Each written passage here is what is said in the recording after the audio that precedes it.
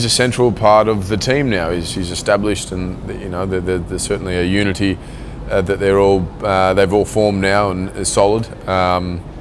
Thor, I think, sees a bigger picture of the current conflict that's going on. You know, there's the initial battle which they're involved in, but Thor sort of uses his Asgardian knowledge and starts to tap into some otherworldly possibilities and threats that he thinks are coming.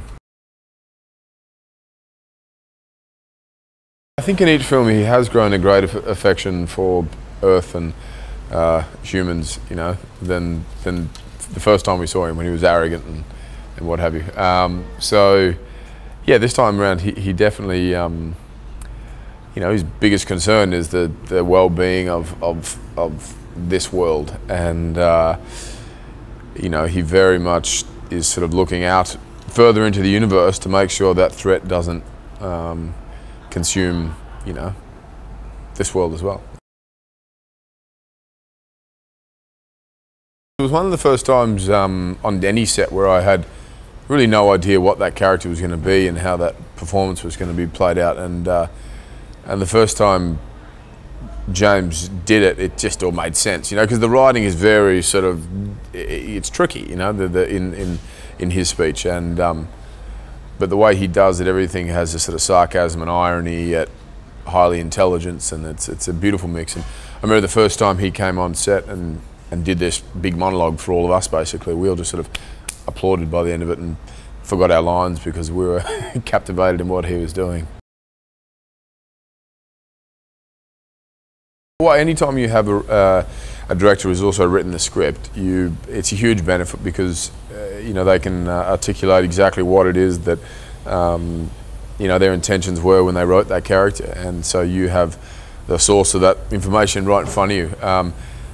But he's such a smart guy to be able to bring this many characters together and give them all a purpose and a focus, and then have this huge complicated story around it with, you know, tons of action, tons of humour, and also heart. That's the balance that a lot of these films miss, and he's a genius when it comes to kind of melding those things together.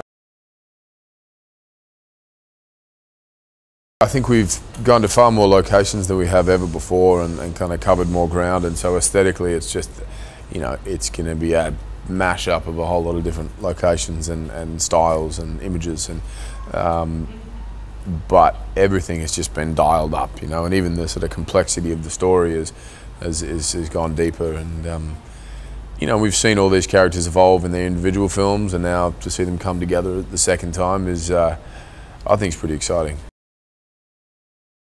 Hey movie fans, now, you all know that The Avengers had the biggest opening weekend, and it's the third highest grossing movie of all time. But did you know the female superhero Wasp was included in an early draft of the script? She was, however, replaced with the already existing Black Widow. The S.H.I.E.L.D. helicarrier has the number 64 painted on it in several places. 1964 is the year the first Avengers comic was released. That's all I've got for you today. Subscribe to keep up to date on all the latest releases, and remember, little things please little minds. Bye-bye.